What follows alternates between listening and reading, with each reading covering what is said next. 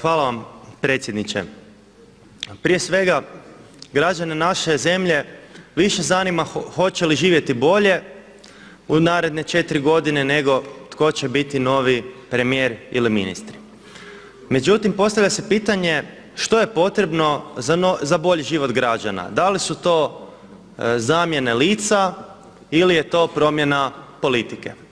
Iz onoga što smo imali prilike vidjeti iz programa Vlade, sve daje naznaku da se u suštini nastavlja sve po starom.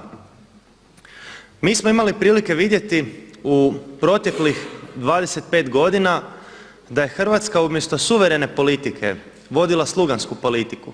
Imali smo prilike vidjeti gdje oni koji su govorili o domoljublju su zapravo zaveli zemlju u crno i doveli do bijega hrvatskog naroda ne samo iz nama susjedne Bosne i Hercegovine, već i iz naše vlastite domovine Hrvatske. Naš narod svakodnevno iseljava i autobusi puni mladih ljudi izlaze iz zemlje. Postavlja se pitanje tko će onda ovdje ostati? Hoćemo li to biti samo mi koji sjedimo ovdje u Saboru i zaposlenici Sabora i ljudi koje kolege iz MOST-a nazivaju uhljebima? A što je sa ostalim ljudima koji nemaju posao, koji nemaju sigurnu plaću, kojima su računi blokirani, kojima se struja iskapča ili voda? Drage dame i gospodo, obitelj Dukić, kakva je njihova budućnost u ovoj zemlji? Obitelj Dukić je danas, dok je gospodin Andrej Plenković koji sada sjedi iza leđa meni sa desne strane, dok je on danas bio u Saboru i pripremao se za nastupni govor, u to isto vrijeme je interventna policija izvlačila članove njegove obitelji iz njihovog jedinog doma na adresi Sveti Duh 8 na zagrebačkom Črnomercu. Obitelj Dukić gledala je gospodina Plenkovića kada je na televiziji u predizbornoj kampanji govorio o tome kako će se zaštititi jedina nekretnina od ovrhe i da će obitelji biti zaštićene. Danas, na toj deložaciji njega nije bilo, niti on ništa učinio da se ona zaustavi. Žalosno je što su današnji dan, znači dan kada se inaugurira Vlada, odlučili provesti tu monstruoznu radnju po nalogu strane kreditne institucije, odnosno štedno-kreditne zadruge Raiffeisen Bank iz Austrije. Bitno je za napomenuti suštinski problem koji naša zemlja ima, a to nije nažalost kadrovski. To je problem monetarne politike Hrvatske narodne banke koja trenutno niti je narodna, znači jer nije u službi naroda već u službi stranih banaka, niti je hrvatska, odnosno Hrvatska je samo na papiru, a u stvarnosti je podređena ne Hrvatskom saboru nego stranim interesima i stranim direktivama, pogotovo onima direktivama koje dolaze iz Bruxellesa, i na kraju krajeva nije niti banka jer vrši ulogu samo razmjene strane valute u domaću i obratno. Suštinski problem financijskog sustava kojeg mi imamo je sljedeći. Sav novac koji mi posjedujemo u našim novčanicima ili imamo na našim računima nastaje samo isključivo kao kredit. I taj kredit se na neki način raspodjeljivao i u konačnici došao do nas samih. Međutim, sav kredit koji smo mi posudili i kao država i kao društvo morat ćemo kad-tad vratiti uvećan za iznos kamata. I tu zapravo nastaje cijeli problem. Novac za otplatu kamate ne postoji. Drugim riječima, banke kad posuđuju kredite, posuđuju samo glavnice kredita, a novac za otplatu kamate nikada nije ušao u opticaj. Slikovito rečeno, ako hrvatska Vlada posudi $1 milijardu izvana, a mora vratiti 1,5 milijardu, onih pola milijarde ne postoji.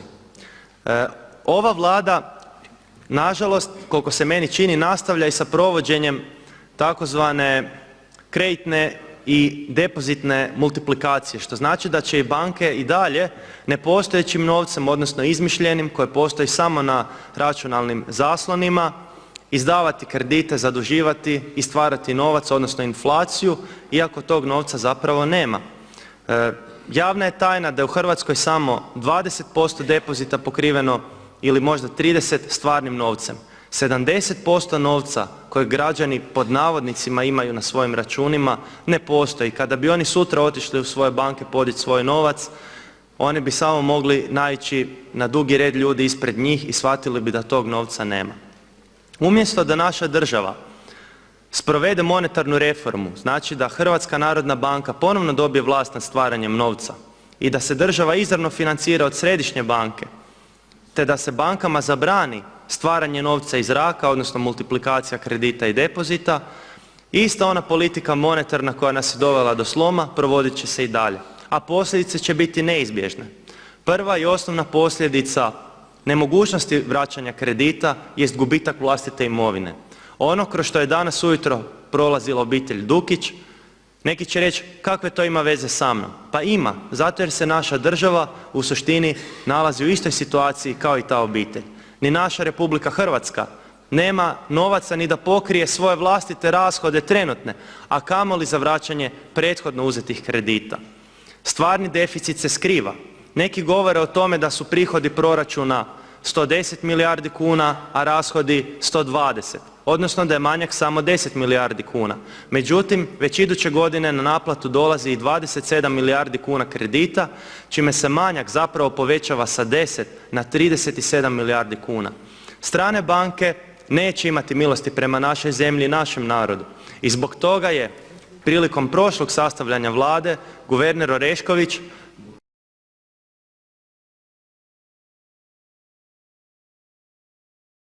prvi razgovor koji je obavio biti jako zadovoljni znači za njih. To znači dame i gospodo da je uskoro krenuo sa telefonskom rasprodajom naše zemlje. I naravno da su bankari odobravali taj njegov plan. Nažalost, gospodin Andrej Plenković koji sjedi iza mene, meni s desne strane, iako se vjerojatno protivi rasprodaji naše domovine, biti će prisiljen i ucijenjen od strane tih bankara rasprodavati ju kao što je činio njegov prethodnik Orešković, što znači da on neće imati ulogu vođe i državnika, nego tek stečajnog upravitelja. Uloga ostaje ista, a imena se mijenjaju. Kao što je Larry Hannigan, Australac, 1971. godine objasnio u svojoj knjizi Hoću zemlju plus 5%. Drage dame i gospodo, osim monetarne politike koja je dovela, kao što govorim već, do neotplativosti kredita i trajne kunske besparice u zemlji, druga pogrešna politika koju ova Vlada nova namjerava provoditi jest znači sluganstvo Washingtonu i Briselu. Nova ministrica financija Martina Dalić zapravo nije nova. Ona je stara nova ministrica koja je u međuvremenu radila za MMF i tamo se pripremala u Washingtonu za provođenje svih mjera koje će nama biti nametnute, od kojih je vjerojatno jedna od prvih uvođenje poreza na nekretnine čiji će cilj biti konačno razvlaštenje našeg naroda od imovine. Drage dame i gospodo, nakon što udare na građane naše zemlje i nakon što udare na našu samu državu i kad je rasprodaju i privatiziraju sve što je preostalo, tada ćemo na red doći i mi sami. Znači i gospodin Peđa Grbin, i gospodin Glavašević, i gospodin Marin Škibola, i moj donedavni kolega Hrvoje Runtić, i moje kolege meni s desne strane u HDZ-u, svi redom. Što će reći da je plan bankara, odnosno zavjera, je globalnih razmjera, preslikava se na lokalnoj razini, ali je usmjerena protiv svih nas. Jedini koji će u takvom poretku opstati je elita koju čini samo 1% ljudi. Tih 1% kontrolira sve, drže medije, ucjenjuju vlast, a zašto? Zato jer vlast ne može sama stvarati novac, znači država nema monetarni suverenitet. I zbog takvih okolnosti i takvih okvira poslovanja je prisiljena, odnosno ovisna je o privatnim bankama za novac. A sve dok je tome tako, o kakvoj mi samostalnosti možemo pričati, o kakvoj suverenosti možemo govoriti, drage dame i gospodo. Također, vidjeli ste da je Washington, odnosno NATO, provodio katastrofalnu geopolitičku politiku. On je vodio sljedeće intervencije. Prvo je rasturio Irak i u Iraku i dan danas ljudi umiru i dan danas tamo se skidaju glave, a kolona izbjeglica dolazi u našu zemlju. Ja se nadam, to jest ja bih volio da Hrvatska umjesto vojnog naoružanja u Afganistan šalje hranu i humanitarnu pomoć. Ja bih volio kada bi Hrvatska vojska povukla svoje vojnike iz Afganistana i prestala s okupacijom te zemlje. Volio bi da se novac koji ide na vojnu misiju u Afganistanu usmjeri ka siromašnim građanima koji čekaju u redovima pred pučkim kuhinjama i koji kopaju po kontejnerima tražeći boce kako bi ih prodali za 50 lipa. Sve je više građana koji tako žive i smatram da je ova Vlada potpuno asocijalna i neosjetljiva. Kako mi možemo govoriti o ruskoj prijetnji kada tisuće naših građana ne strepe od Rusa nego od ljudi poput Hanžekovića i onih koji su mu omogućili da se nalazi u toj poziciji. Drage dame i gospodo, prijetnja hrvatskoj državnosti nisu Rusi, Srbi ili tko već mi sami sebi. Najveća prijetnja hrvatskoj državnosti smo mi saborski zastupnici koji podupiremo slugansku politiku koja vodi uništenju naše zemlje.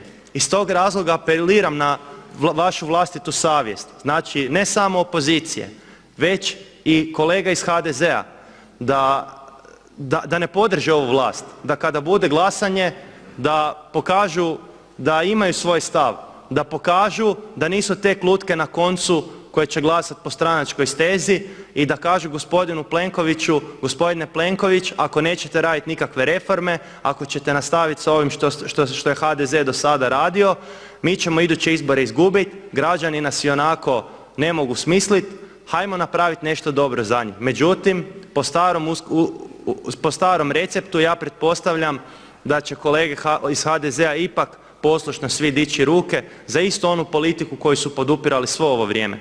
Htio bih se također u mom govoru osvrnuti i na kratku repliku gospodina Plenkovića meni. On je meni rekao, gospodine Pernar, deložacija se morala provesti jer pravna država mora funkcionirati. Gospodine Plenković, da pravna država funkcionira, ta ilegalna kreditna zadruga iz Austrije koja nikad nije dobila dozvolu za rad od HNB-a nikada se ne bi našla u poziciji da deložira obitelj Dukić. I to je suštinska stvar.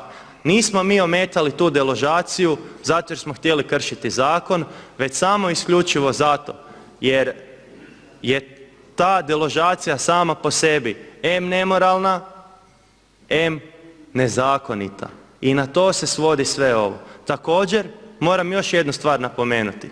Osim toga što je gospodin Plenković u predizborno vrijeme govorio da će zaštititi jednu nekretninu od ovrhe, a na kraju, kao što vidimo, HDZ i MOST su od toga odustali. Pojavljuje se i problem tajnih deložacija kojih će u budućnosti biti sve više. Taj ozbiljan problem posljedica je toga što Ovršni zakon ne kaže da ovršenik o terminu ovrhe mora biti unaprijed obaviješten, što znači da se ovrha po Ovršnom zakonu, odnosno deložacija, može provesti u bilo koje doba dana i noći.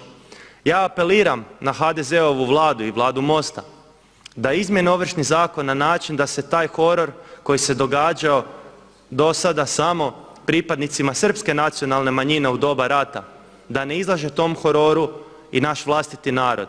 Smatram da su deložacije bez najave horor same po sebi i da je to jedan civilizacijski nazadni moment te da nitko tome ne bi smio biti izložen. Bez obzira radilo se o Židovima u doba NDH, o Srbima u doba Domovinskog rata ili našim vlastitim građanima danas. Često puta se spominje ona famozna misao jednog njemačkog filozofa koji je rekao prvo su došli po Židove pa se nisam bunio, pa su došli po homoseksualce pa se nisam bunio jer ja nisam bio homoseksualac, pa po Jehovine svjedoke a ja nisam bio Jehovin svjedok. Drage dame i gospode, ova zločinačka politika koju provode strane banke u suradnji sa domaćim marionetama sada dolazi i do nas samih i ako se mi sada tome ne suprotstavimo, pitanje je samo trenutka koja će se iduća obitelj naći u nezavidnoj situaciji. Moram također još jednom napomenuti, ruka koja daje uvijek je iznad ruke koja prima. Sve dok će Vlada premijera Plenkovića ovisiti o stranim bankama za novac, ruka banke uvijek će biti iznad njegove, što znači da je ova Vlada kao i prethodne Vlade marionetska, odnosno upravljana izvana. Na to je upozorio nedavno i Vladimir Šeks u samoj izbornoj noći kada je rekao da neformalne grupe ljudi zapravo vladaju našom zemljom, a da smo mi koji stojimo, odnosno sjedimo u ovom Saboru, tek sudionici u jednoj predstavi koji ne donosimo odluke, već ih samo provodimo. Moja iskrena želja da će se hrvatska politika jednog dana promijeniti i da ćemo živjeti u slobodnoj zemlji.